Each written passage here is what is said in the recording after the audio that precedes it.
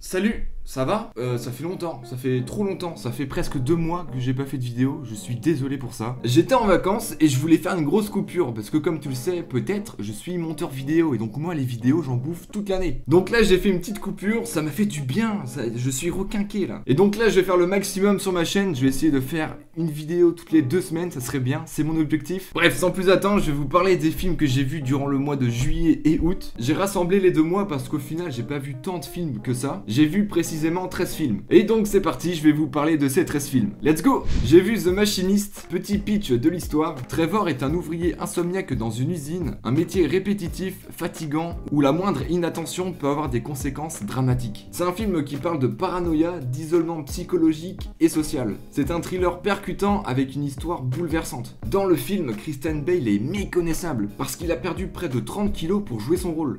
C'est un malade. Et quand tu vois des images de lui dans le film où il est torse nu, tu comprends direct l'implication de Christian Bale dans son rôle. Tous les personnages sont bien écrits, le scénario aussi. C'est un film qui monte en puissance et plus ça va dans le film, plus t'es dans la tête de Trevor, qui est parano. Mais vu que le film te montre aussi tous les signes bizarres, tu deviens aussi parano. Des images belles, une bonne photographie et des plans soignés. Si t'as toujours pas vu The Machinist ou The Machinist, je sais pas comment on dit, eh bien je te le conseille fortement. Juste pour un Christian Bale incroyable et une histoire marquante.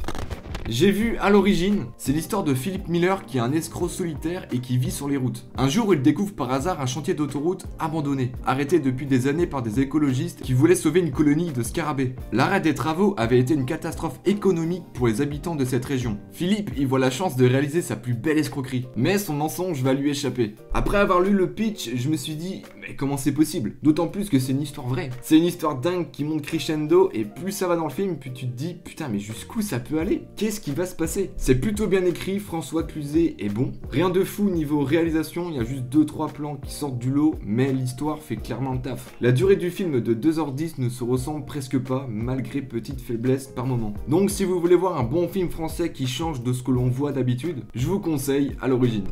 J'ai vu Underwater, histoire d'une équipe scientifique sous-marine qui fait face à un tremblement de terre qui détruit leur base et ils vont devoir essayer de survivre. Et ben franchement, je m'attendais pas du tout à voir un aussi bon film. Je m'attendais, je sais pas, à voir un film avec du vu et du revu, avec un scénario plutôt éclaté, avec plein de clichés insupportables. Bon, il y en a bien sûr dans le film, mais ça passe. L'intrigue est bien menée, le côté thriller est correct, la réal est cool et les acteurs sont bons. Et la fin, j'ai bien aimé. En fait, dans ce film, rien n'est excellent, mais tout est bon. C'est un film avec beaucoup d'ambition et qui laisse le spectateur dans le doute jusqu'à la fin. Le film dure 1h30, ce qui est très peu je trouve pour ce genre de film, mais c'est vrai qu'on n'a pas le temps de s'ennuyer, le rythme est bon. Mais vu que la durée est un peu courte, je trouve qu'il manque un peu de développement au niveau des personnages. On n'a pas le temps de s'attacher, mais pourtant les personnages ont du potentiel. Mais bon, je vous le conseille quand même si vous voulez voir un bon film thriller sous l'eau.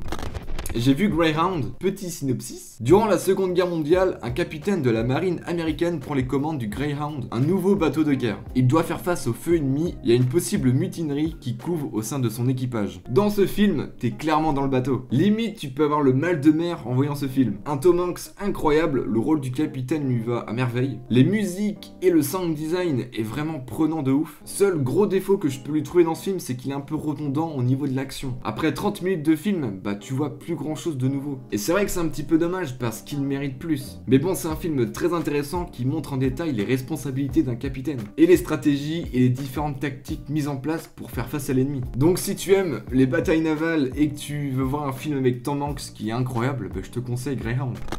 J'ai vu Scum. Lorsqu'il arrive dans un nouveau centre de redressement, Carlin est précédé d'une réputation de dur à cuire. Alors qu'il recherche l'isolement et la tranquillité, ses camarades de détention ne cessent de le provoquer. Très bon film qui peut changer de certains films de prison ou d'autres films de redressement, où tout le monde est gentil et innocent et ce sont les gardiens les méchants. Là, c'est le genre de film qui ne reprend pas du tout ça. Là, ce sont juste des gens qui tentent de survivre, qui obéissent ou non à ce qu'on leur demande. C'est vraiment un film brut qui fait pas semblant. Et la fin est cool, ça prend des proportions même pas imaginables. Ce que je peux reprocher dans ce film, c'est qu'il n'y a pas vraiment d'intrigue. On suit juste un gars au jour le jour et on voit ce qui se passe. Mais dans un sens, je trouve ça cool parce que ça rend la chose encore plus crédible. Bref, voyez Scum si vous aimez tout ce qui est prison, redressement et tout, parce que c'est un film très puissant. J'ai vu The Big Lebowski, histoire d'un gars hyper flemmard qui se fait agresser par 2 mecs qui le confondent avec un milliardaire qui porte le même nom que lui. Et il va tout faire pour obtenir un dédommagement. Le film commence direct, y a pas de blabla, y a pas tout ça, non. Tac, dans l'action. Et ça s'enchaîne bien. Il y a 2-3 longueurs dans le film, mais franchement, ça passe bien. J'ai trop aimé le personnage principal, genre le mec qui veut pas faire de galère, mais qu'au final, il se met dans une merde. Et les acteurs sont bons, les dialogues sont cool, il manque juste un petit peu de rythme à certains moments du film, mais franchement, à part ça, voyez The Big Lebowski, car c'est un bon film.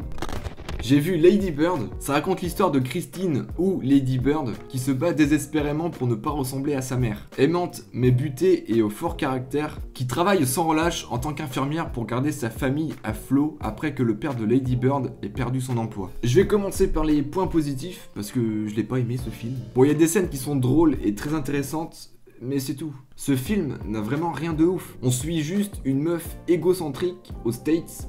Et c'est tout. Rien du tout de nouveau. C'est pas la première fois qu'on voit une ado rebelle en train de grandir et de se rêver autrement. Je me suis pas attaché au personnage. Je pense en fait que ce film a voulu faire trop simple. Mais il est tellement traité de manière déjà vue que pour moi ça n'a pas marché. Le fond de l'histoire est intéressant. C'est juste une fille un peu chiante qui a ses problèmes d'adolescente et qui va acheter des cigarettes et une revue porno parce qu'elle a eu 18 ans. Tu vois, je trouve ça cool dans un sens. C'est vraiment des trucs tout cons. Mais les musiques, la réal, la mise en scène, tout ça aurait pu être différent pour avoir quelque chose de plus nouveau. Donc déçu un peu de Lady Bird parce que j'ai eu le casting, j'ai fait ouais, ça va être cool. Mais non.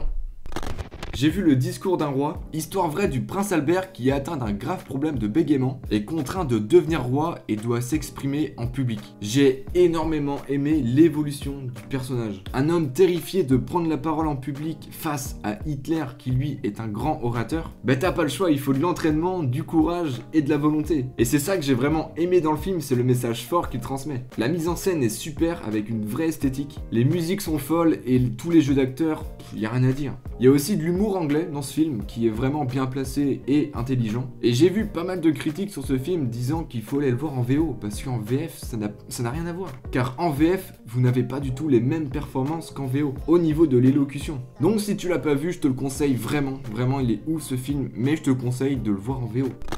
J'ai vu Juste la fin du monde. L'histoire raconte une après-midi en famille d'un jeune auteur qui, après 12 ans d'absence, retourne dans son village natal afin d'annoncer à ses proches sa mort prochaine. Waouh, quel film! Quel film! Et ce qui est marrant, c'est que j'ai vu ce film sans savoir que c'était Xavier Dolan qui était derrière. Et je me suis tout de suite rendu compte que c'était lui le réal. Il a vraiment son truc à lui, il a son esthétique, sa façon de faire. Et ce qui est très fort de la part de Dolan, c'est qu'il arrive à te mettre très proche des acteurs. Il arrive à rentrer dans l'intimité des gens. Un petit peu comme Mommy. Et ça c'est vraiment fort. Les acteurs sont mémorables, il n'y a rien à dire. Et ce film est d'une simplicité mais d'une efficacité. Dolan a été juste, que ça soit, je sais pas, le montage, le rythme, l'ambiance, tout est bon. Et ça se sent, tu vois que c'est du Dolan. Donc si tu as aimé Mommy, alors je peux que te conseiller Juste la fin du monde.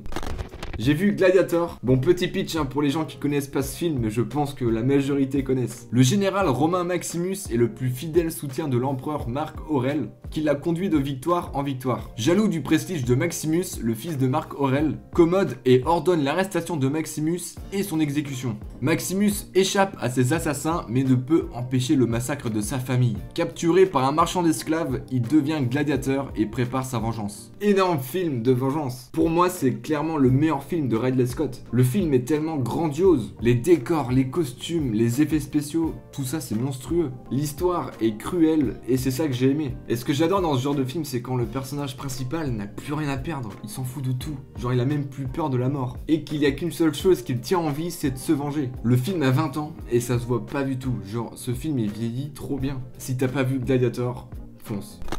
J'ai vu The Lost City of Z, film qui raconte l'histoire vraie d'un des plus grands explorateurs du XXe siècle qui part en Amazonie afin de cartographier les frontières entre le Brésil et la Bolivie. Sur place, l'homme découvre des traces de ce qu'il pense être une cité perdue très ancienne. Ce film est bien, il est beau, l'histoire est belle, mais j'ai trouvé qu'il manquait un petit peu de peps. Plus d'aventure, plus de découverte. Et ce qui m'a un petit peu bloqué dans le film, c'est qu'il passe de la jungle à la ville constamment dans le film. Et j'ai pas vraiment réussi à m'immerger dans la jungle avec les acteurs. Au début du film, tu penses, ouais, ça va être un film d'aventure, tu vois, tu vas être full dans la jungle. Mais pas tout à fait, c'est pas vraiment ça. Et ça m'a un petit peu perturbé. Après, je dis pas que c'est mal foutu, enfin l'écriture est bonne, mais c'est juste cette immersion qui manquait, je trouvais, dans ce film. Mais mis à part ça, c'est un film très intéressant, qui met bien en avant le côté mystérieux de la jungle. Et le film est rempli de belles images. Je te conseille ce film si tu veux voir un biopic intéressant et avec beaucoup de mystère. Mais par contre, je te le conseille pas si tu veux voir un film film, comme dans mon cas, moi je voulais voir un film, tu vois, full découverte, aventure dans la jungle et tout, en mode survie, parce que je pense que tu risques d'être un petit peu déçu. J'ai vu Happiness Therapy, c'est l'histoire de Pat qui sort de l'hôpital psychiatrique et qui emménage chez ses parents. Il rencontre alors une fille mystérieuse appelée Tiffany qui va l'aider. Je m'attendais à pas grand chose de ce film, mais putain qu'il est bien. Je suis désolé pour la vulgarité, mais ce film le mérite. Je trouve ce film d'une fraîcheur, d'une modernité, et tu vois quand le film s'est terminé, j'étais en mode bonne humeur, tu vois, j'étais comblé et heureux. Le film nous emmène dans le sujet de la folie en le traitant en profondeur, sans pour autant perdre de sa légèreté et de sa fraîcheur. Il est drôle, émouvant, et qu'on le veuille ou non, on s'attache au personnage. Jennifer Lawrence et Bradley Cooper jouent trop bien leur rôle, surtout Jennifer Lawrence, j'ai trop kiffé son rôle. Ils sont crédibles, tous les deux. Seul petit défaut que je trouve dans ce film, c'est que la dernière demi-heure de film n'a plus la même folie que le reste du film. Mais mis à part ça, c'est un très bon film, il est sur Netflix, donc si vous voulez voir un bon film d'amour et tout, de comédie, enfin bref, voyez ce film.